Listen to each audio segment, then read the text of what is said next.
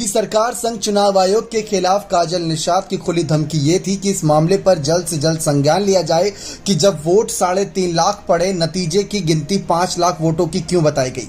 अखिलेश यादव ने भी काजल निषाद की इन बातों पर गौर करते हुए एक ट्वीट किया था। जिस दिन मतगणनाओं की चर्चा हो रही थी, जिस दिन गिनती हो रही थी, आप सभी को बता दें, वोटों की गिनती के वक्त अखिलेश यादव ने एक ट्वीट करते हुए कहा था कि गोरखपुर में डाले गए वोटों से ज्यादा वोट गिने जाने की धांधली की खबर पर चुनाव आयोग तत्काल संज्ञान लेकर मतगणना की सत्यता को जांचे और गलत पाए जाने पर रीकाउंटिंग करवाई जाए।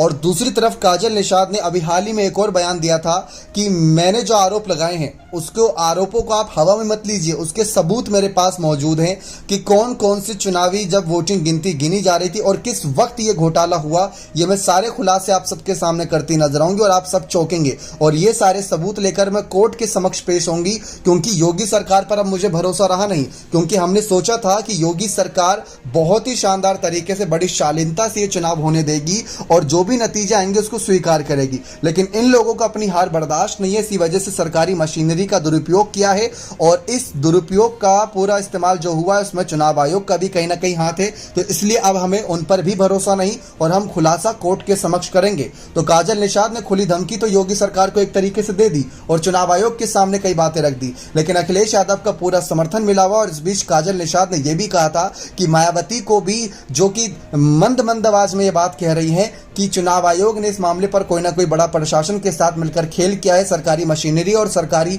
तमाम चीजों का दुरुपयोग हुआ है। तो मायावती ने आवाज तो उठाई, लेकिन आवाज कितनी दूर तक गई, सवाल ये था। तो काजल निषाद ने कहा कि मायावती को हमारे साथ इस लड़ाई में आगे आना चाहिए और यहां पर सारी पोल खोलनी चाहिए बीजेपी की। तो काजल निषाद की इस लड़ाई में अखिलेश यादव का समर्थन उन्हें मिला हुआ है। और जिस दिन काजल निषाद धरने पर बैठ गई थी उस दिन अखिलेश यादव ने फोन करके उनको मनाया भी और वहां से वापस जाने के लिए कहा कि इस मामले पर हम जोर लड़ाई लड़ेंगे। लेकिन हर बार यही मामला निकलकर सामने आता है, चाहे आजम खान की हार का हो, चाहे किसी की भी हार का हो, ईवीएम पर अगर सवाल खड़े होते हैं तो सवाल को खड़ा ही करना सिर्फ जवाब नहीं होता, बल्कि उसके लिए लड़ाई लड़कर जवाब हासिल करना होता है, जो काजल निषाद करती नजर आई। और काजल निषाद की इस लड़ाई में सबने आवाज नहीं उठाई, हर कोई चुप्पी साधे रहा। काजल निषाद ये भी कहती नजर आ रही है कि तुम्हारी जीत से ज्यादा हमारी हार के चर्चे। दरअसल गोरखपुर सीट के लेकर यह चर्चा थी। गोरखपुर सीट से भाजपा के प्रत्याशी की जीत हुई और कहा यह काजल निषाद ने कि 3.5 लाख मतों की गिनती में 5 लाख मतों की गिनती बताई गई और 70,000 के वोटों से जीत दी जा रही बीजेपी नेता को, जो सरासर